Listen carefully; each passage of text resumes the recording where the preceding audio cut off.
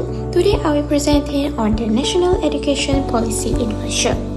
This presentation will focus on how the policy support the national development, unity and the preparations of future generations in facing global challenges. As education continues to evolve, every country needs to reassess its education policy to ensure they remain relevant. In Malaysia, the Ministry of Education conducted a comprehensive review of the education system in 2011. This review led to the introductions of the Malaysian Education Blueprint 2013 to the 2025, which served as a long-term guide for education reform in the country. The review of the education system was driven by the several factors, including increasing global competitions, changes in the labor market, and a higher expectation from the parent regarding education quality. So that is the main objective of the national education policy is to produce students who are equipped with the 21st century skills such as critical thinking, creativity and problem solving, so that they are better prepared for future challenges. Now we move on to the Malaysian education system is guided by the national education philosophy, which emphasizes the holistic development of individuals. This includes not only academic achievement, but it also intellectual, spiritual, emotional, and physical growth. The soft skills such as leadership, communications, and teamwork are encouraged through the co-curricular to help develop well-rounded individuals. Educations play a vital role in a nation's building in Malaysia. Through equal access to equality educations, the national education policy helps to reduce social gaps, strengthen national unity, and prepare a skilled workforce that support the economic growth.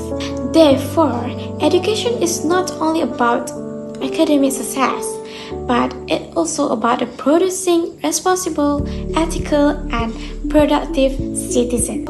In these presentations, I will pass to the next presenter to discuss the background, effort, SWOT analysis, and recommendations related to the national education policy in Malaysia. So that's all from me. Thank you. I will talk about National Education Policy. The National Education Policy NEP drive Malaysia development. Under RMK 13, 2026 until 2030, it transformed the nation into an AI nation, which is a shifting from a technology consumer to a high value made by Malaysia producer. The first point is the vision from consumer to a producer. The transition officially moving from the 2013 until 2025 blueprint to RMK 13 2026 until 2030. The goal is transforming Malaysia into an AI nation by 2013. Strategy shifting from the technology consumer to a producer of made by Malaysia high value product. The core value, which is grounded in Insan Madani, balancing a tech skill with ethics, spirituality and patriotism. The second point is mandatory and accessibility schooling, which is to ensure no child is left behind. The government has introduced a 3 major structural reform, which is the first one is mandatory preschool. Now it's required at age 5 for early literacy. And the second one is earlier start, which is a primary first entry age is lower to 6 years old. And the third one is compulsory secondary. Education is now legally mandatory until Form 5 to eliminate dropout and ensure basic workforce readiness. The third point is digital and AI revolution. Under the Digital Education Policy, DEP, Malaysia aims to become an AI nation by 2013, which is the first personalized learning, and the second one is high growth TVET. The last point is the human element, Insan Madani, which is not just about tech. The core of this policy is Insan Madani, balancing 21st century skill with ethics, spiritual values and patriotism. We are also prioritizing teacher well-being through a new civil servant happiness index. In short, RMK13 isn't just an update, it's a total structural reform to make Malaysia's talent pipeline global, inclusive and future-proof. Now I will explain the main effort and initiative under Malaysia National Education Policy. The first effort is expanding access and building pathway. First, Malaysia focus on equal access to education for all students regardless of background or location. One major effort is the expansion of early childhood education. Preschool enrollment increased from about 67% in 2009 to over 90% by 2023. This was achieved by opening more preschool and working with kemas and perpaduan, especially in rural and orang asli area. Early education helps children develop basic literacy and social skills. Next, primary education is compulsory in Malaysia. Primary school enrollment reached until 97.8%. Programs such as the Supplement Food Program, which is RMP, and Textbooks Loan Scheme, which is SPBT, help children from low-income family attend school regularly, and this initiative reduce dropout rates and improve education equality. At the secondary level, the government built more schools and introduced different learning pathways. Upper secondary enrollment reached until 87%. Boarding school and special program help students in rural areas like Sabah and Sarawak continue their education. Finally, Malaysia has strengthened TVET education. Vocational college and polytechnic have expanded, and TVET graduates have a very high employability rate. This shows that TVET is now an important and respect pathway from students. The second effort is curriculum improvement and reform. Malaysia has improved its curriculum to prepare students for the future. The introduction of KSSR for primary school and KSSM for secondary school aims to reduce memorization and focus more on thinking skill, creativity and understanding. This reform helps students become more balanced and future-ready learner. A key focus is higher order thinking skill. Students are encouraged to analyze, solve problems and apply knowledge, not just remember facts. And teachers receive training such as IT Maps and SICC Plus coaching to support this approach. The curriculum also reduces subject overload. Repeat topics were removed and teachers are given more flexibility. Assessment has changed with the removal of UPSR and the use of school-based assessment, which includes project, presentation and continuous evaluation. Although challenge remains, especially in rural areas, these reforms are important steps toward improving learning quality in Malaysia. The last effort is international benchmarking. Malaysia uses international assessments such as PISA and TIMSS to measure education quality. PISA evaluates how well students apply knowledge in real-life situations, while TIMSS focus on mathematics and science performance. This assessment allows Malaysia to compare its education system with other countries. Results from PISA and TIMSS have helped Malaysia identify weaknesses such as low problem-solving and reasoning skills. This information has influenced major reforms, including the introduction of KSSR, KSSM and HOTS. The Ministry of Education also used assessment data to improve teacher training, curriculum design and resource allocation, especially in low-performing schools.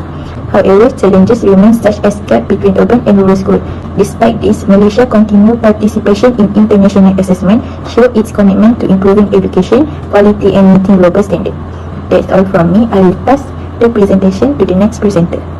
Now I'll be explaining the SWOT analysis for the National Education Policy. Starting off with the strengths. Basically, education plays a big role in nation building. Through education, the country can produce skilled people who can contribute to national development. Education is also inclusive, which means more people get opportunities, and this helps improve social mobility. And at the same time, unity in education still respects cultural diversity. Even though students come from different backgrounds, they still learn shared values together. Another strength is that the government helps improve the education quality, especially through curriculum changes and teachers training. Lastly, education focuses on holistic development, so students are not just strong academically but also more well-rounded in terms of character and leadership. Looking at the weaknesses, one issue is that some teachers are resistant to change, especially when new policies or teaching methods are introduced. There is also a gap in facilities between outer cities and urban areas, where some schools don't have the same level of resources. Teacher workload is another problem because teachers are expected to handle many responsibilities at once. On top of that, there is insufficient training support, which makes it harder for teachers to implement new policies properly. Lastly, the education system is quite centralized, so schools don't have much flexibility to adjust policies based on their own needs. Next, for the opportunities, digital technology gives a lot of opportunities to improve teaching and learning. Online platforms also make learning more flexible because students can access materials anytime. Education also prepares the workforce for IR 4.0, where digital and technical skills are very important. STEM skills help Malaysia stay competitive globally and internationally. Collaboration helps improve education quality. The TVET pathway also creates opportunities by reducing unemployment and inequality. Okay, next, I will explain for the threat part in the SWOT analysis. Threats refer to the challenges faced by Malaysian national education policy that limit effective implementation. Education is a key pillar of economic and social development, yet several issues continue to weaken the system effectiveness and sustainability. One major threat is the challenges to national unity and integration. Malaysia is a multicultural society, and differences in race and language have created social gaps. Although education is expected to promote unity, the existence of vernacular schools with different language of instruction has contributed to racial separation. This issue remains unresolved and continues to be debated due to its sensitive nature. While proposals for a single school system have been suggested, public disagreement has prevented its implementation. So, another significant threat is the education gap between urban and rural areas. Students in rural areas often face limited access to infrastructure, learning facilities, and internet connectivity compared to urban students. This digital and resource gap affect academic performance and limit the effectiveness of technology-based education. If this inequality continues, they may increase dropout rates and widen social disparities in the future. Now I will explain the recommendation of National Education Policy. The first one is strengthening STEM education implementation. Although Malaysia has introduced comprehensive STEM policies to support economic transformation, effective implementation stays a major challenge. One major issue found is the dominance of teacher-centered teaching, which limits students' critical thinking and problem-solving skills. To address this issue, Malaysia's national education policy should shift its focus from policy formulation to effective classroom-level implementation. Teachers should be encouraged and supported to adopt project-based STEM learning approaches that connect theoretical knowledge to real-world problems. Such approaches can enhance students' interest and motivation towards STEM subjects. The second one is repositioning TVET as a mainstream education pathway. Technical and vocational education and training TVET play a prominent role in producing skilled workers who meet labour market demands. While Malaysia government has introduced many TVET policies and initiatives, TVET is still undervalued. Social beliefs that view TVET as inferior to academic education continue to discourage student participation despite its strong employment potential. Therefore, Malaysia's national education policy should reposition TVET as a mainstream and equally prestigious education pathway. In addition, clearer articulation pathways from TVET to higher education should be proved to promote lifelong learning and upward mobility. Students should be able to progress from certificate and diploma levels to degree programs without stigma barriers. Last but not least is promoting equity and inclusive access to education.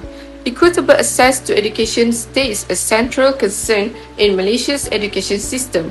A study on ethnicity and inequality in higher education shows that educational opportunities are influenced by ethnicity and geographic location. While affirmative action policies has improved Bumiputra participation in higher education, disparities usually happen among students from low-income households and rural areas. Financial aid and scholarship should be expanded for disadvantaged students to ensure fair access to equality education.